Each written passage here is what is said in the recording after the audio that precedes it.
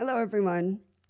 Welcome back to another Wednesday wheelchair chat. Actually, it's Wheelchair Wednesday chat, but doesn't matter. Welcome back, everyone. You'll remember about a little news clip that I gave with in the session of news you can use about Houston that did not have any transportation for people with disabilities, and they were using ambulances. That's what they were using to get to their appointments. Ambulances. It's like, oh, so that is horrible. So it just took two people, one guy with two broken legs and another guy who had an organization that used a van for the elderly, and that had to be scrapped at some point, and the van was just put into storage. And these two people met, and they started talking, and come to find out now they're working together to set up a program for the disabled and to start to recruit volunteers to drive the van for when people with disabilities need to get to different places. So it is awesome that Houston went from 0 programs to now they have one that's developing. So Manahan, you'll remember Manahan is a guy who broke his 2 legs, and he's in rehab now in a wheelchair, but he's working to get back up and going. But he realizes that there are other people who are permanently in wheelchairs and still need to get to their appointments and to places they need to go, like the pharmacy or, wherever it is. But the urgency is to allow the ambulances to serve who they need to serve, and that is people with emergencies. So, real emergencies. So this is big. This is big, and I just want to put a shout out to Manahan and Metz, who are the 2 people who are working through all the details. And the van that was put into storage is in great shape, but they want to sell that now that it's in good shape and get, a more up-to-date van, and for that one to last longer. So that they're doing that, and then Manahan is looking into grants and other funds that they could use for this new program. So it's going well, but this is what I'm talking about. Human nature.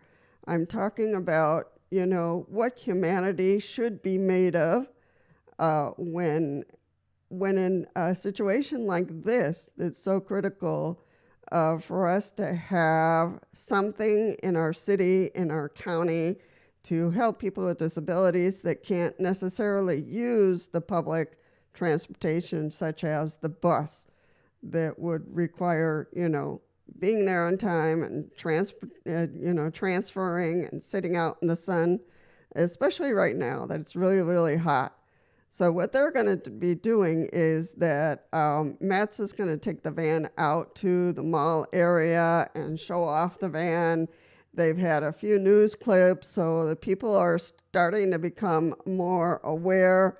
They have a phone number now that people can call. So this is starting to take off. I think it's awesome,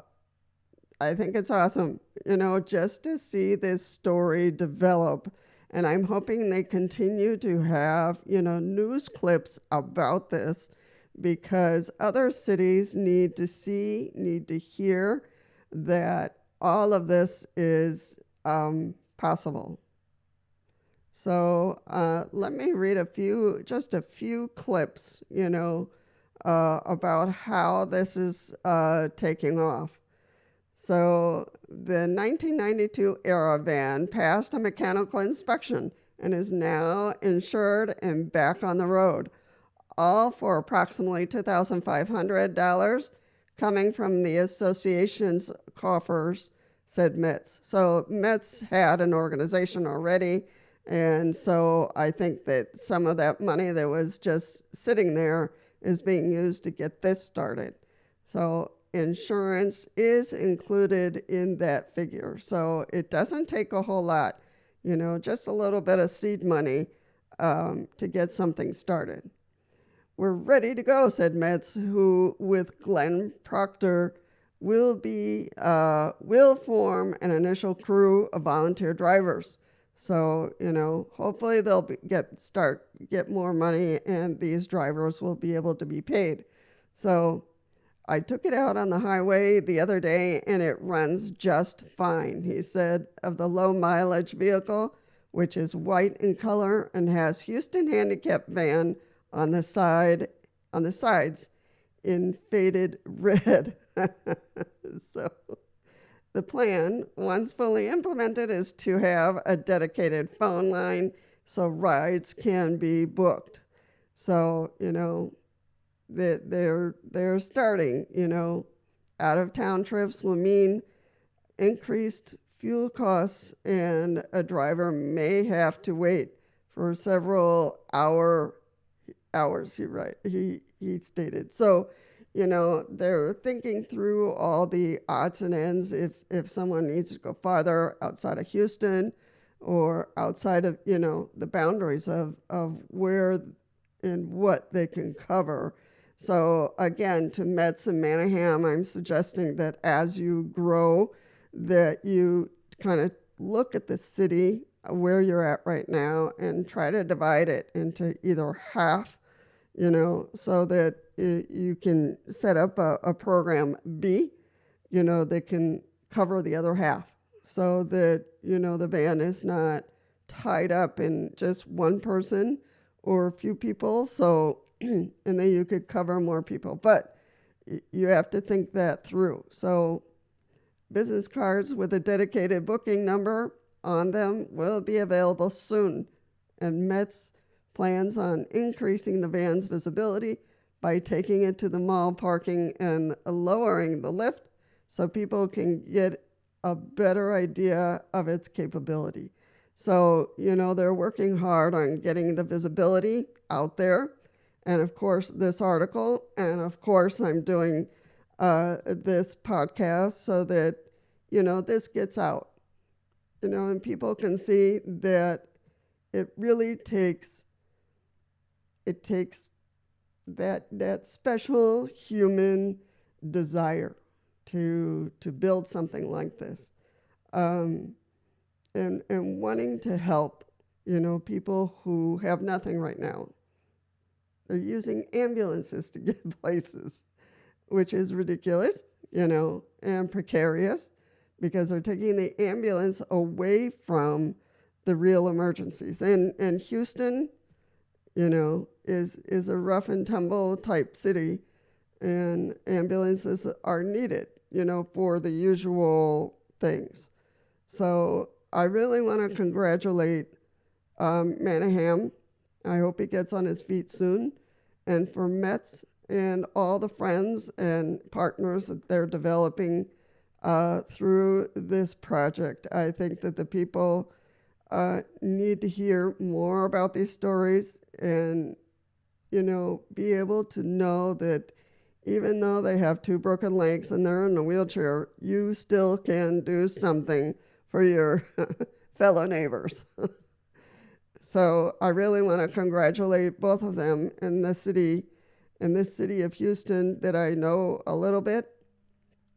I've been there a few times. So,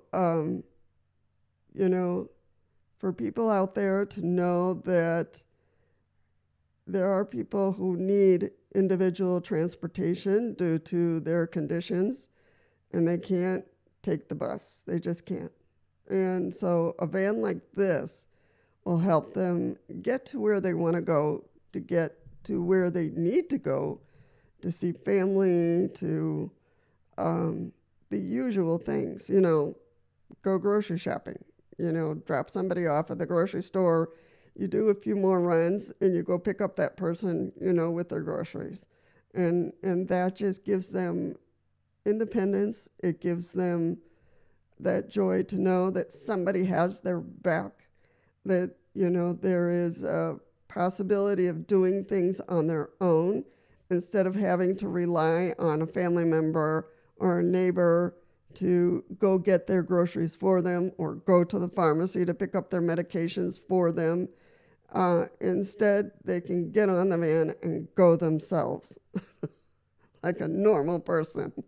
So, so this is really critical. I just want to put this podcast out there so that other cities will consider, doing the same. Even if they already have a program and it's too thinly stretched, that they start a program B and, divide the city in half, whether it's north, south, east, or west, and get that covered. So that people with disabilities, and especially people in wheelchairs with special needs, can go and do their own thing and get out of the house, not to be, tied up and tied down to the four walls. So I really want to congratulate Metz and Manahan. I'm going to keep my tabs on this little story. I think it's awesome. I think that, and I will obviously, certainly, post this article in the description box so you can read it yourselves. It's amazing. It's amazing. And I love it. I absolutely love it because it shows the core of who humanity can truly be. Of all these shootings and negative news that we get so often, this is the kind of news you want to hear. This is the side of humanity that you really want to hear about. And so congratulations to Metz and Manahan. Hopefully in a few months we'll hear a little bit more. And for all those cities and counties out there, think about it. Think about it and start putting that seed money together so you also can start a program for those with disabilities who have a need to get out just like you do.